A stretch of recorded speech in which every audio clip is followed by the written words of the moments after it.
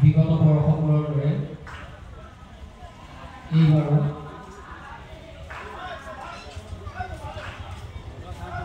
আমাৰ নামদলীয়া সত্ৰৰ লগতে আমাৰ এই উজনি খণ্ডত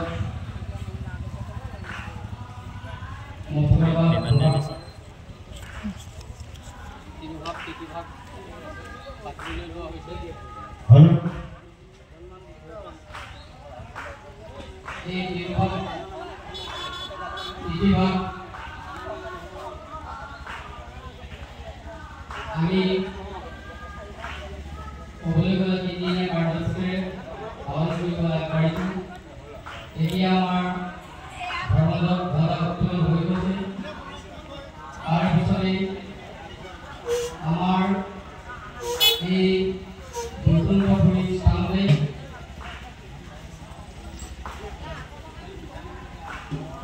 অসম তথা ভাৰত আনকি গোটেই বিশ্বৰে প্ৰাণ কন্দুৱাই থৈ যোৱা আমাৰ প্ৰাণৰ স্পন্দন হিয়াৰ আমঠু জনশিল্পী জুবিন দাৰ আমি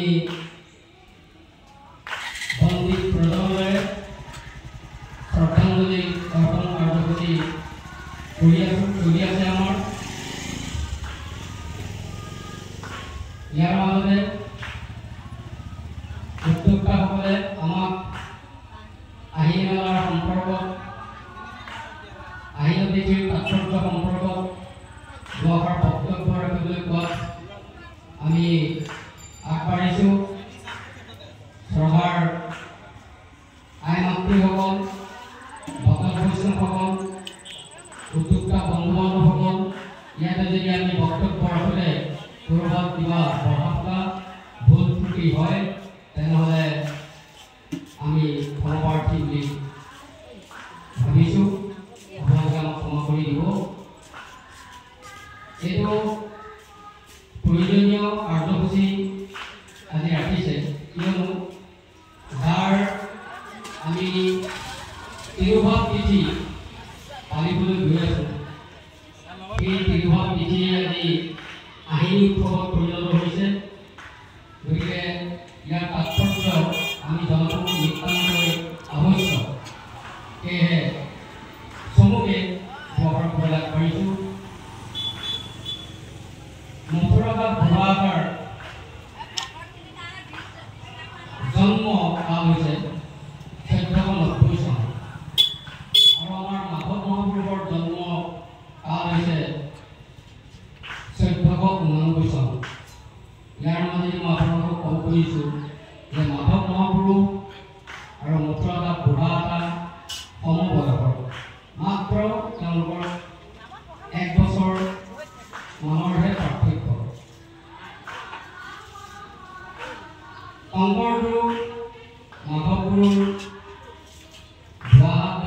বেলগুৰিত তেনেকৈ মণিকাঞ্চন সংযোগ ঘটিছিলে। এইবিলাক ভগৱানৰে ইচ্ছা, ভগৱানৰে কৃপা। কাৰণ এটা জাতি মূৰ্তমান ৰূপত থাকিব লাগিব, সভ্যতা সংস্কৃতি জীয়াই থাকিব লাগিব।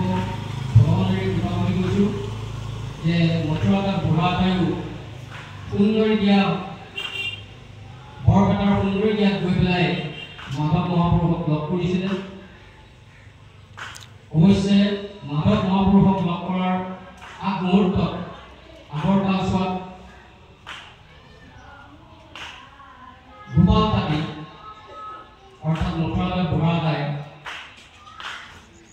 সত্যেন্দ্ৰপন্থীৰ এগৰাকী হৰিমিশ্ৰ নামৰ ধৰ্মাচাৰ্যৰ ওচৰত তেওঁ ধৰ্মতত্ত্ব শিকিছিলে, লৈছিলে। কিন্তু তাত তেখেত সন্তুষ্ট নহ'ল। যি ধৰ্মজ্ঞান লাভ কৰিলে সেই ধৰ্মজ্ঞানৰ যোগেদি তেওঁ সন্তুষ্ট নোহোৱাৰ বাবে এগৰাকী